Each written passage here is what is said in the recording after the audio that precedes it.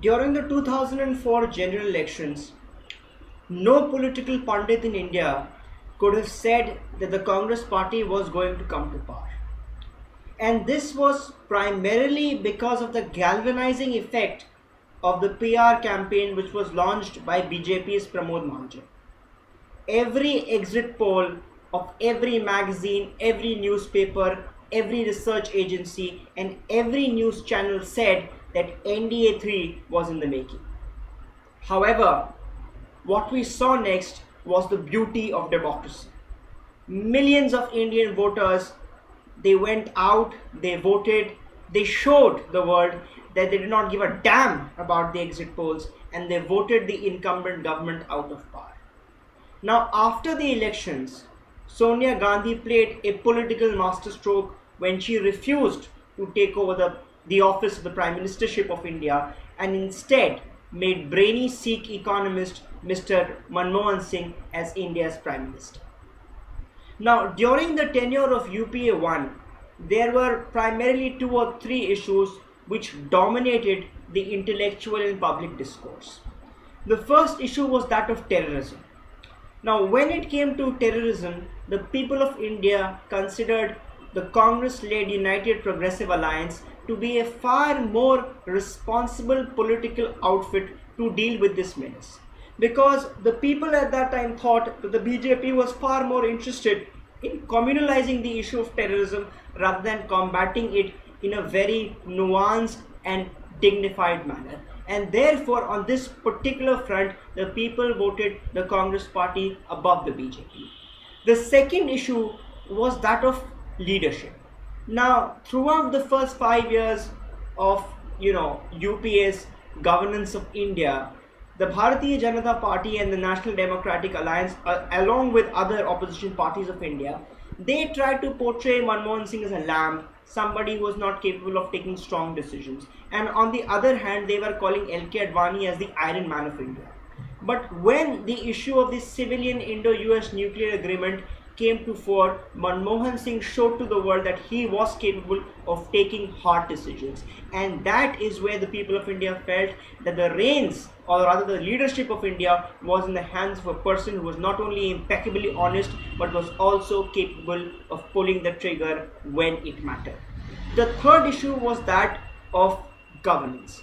Now, the people could very well make out during UPA 1 that opposition was trying to stall parliament to ensure that no bill was passed. And because of the ideological limitations of a very significant stakeholder in the UPA, that is the left, principally the Communist Party of India, Marxists, several decisions could not be taken. Hence, the people thought that the government was being held to ransom by its own coalition partners as well as the opposition, and therefore the government wants to do a lot of things but it is not able to do a lot of things, and hence it gave UPA another mandate. Now, come 2009, three principal issues rose up. The first issue was that of corruption. Now, during UPA 1 also there were several issues of corruption, but none of them could dent the UPA's image. Then why did corruption issues dent UPA 2's image? This was because there were too many scams which are happening. Year after year, month after month, week after week, scam after scam. And there was so much of corruption, and the media got very, very active. They took up every issue, every corruption related issue, and they made a huge issue out of it and totally dismantled whatever credibility the UPA government had built up in its past 5 years in office. The second issue was that of leadership. Now, till now, nobody thought that Manmohan Singh was himself corrupt. He was seen as somebody with impeccable integrity and honesty. Now, with the emergence of scams like the 2G scam and the Colgate, people could see that even though Manmohan Singh may not have been the principal beneficiary of the loot, but then the manner in which he acted, he clandestinely allowed corruption to take place as he kept mum on several important issues. Lastly and most importantly, due to the growth of social networking sites and the empowerment of the people, UPA too had to face many things which past governments had never faced in the history of independent India. These challenges were basically public protests which were fueled because of the anger which people portrayed through social networking websites. And hence in urban India, you saw things like the anti-corruption protests, the anti-rape protests, and things like that. People could now communicate faster, they could organize themselves, and they could get to a place where they could hold the government to ransom, make them listen to them, and make the media take note of the fact that they are angry, they want something.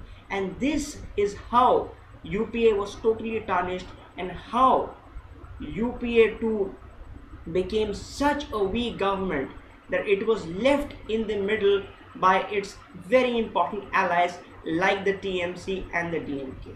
And if the UPA 2 continues to operate in the fashion in which it is operating now, it will be very difficult for them to form the government again in 2014.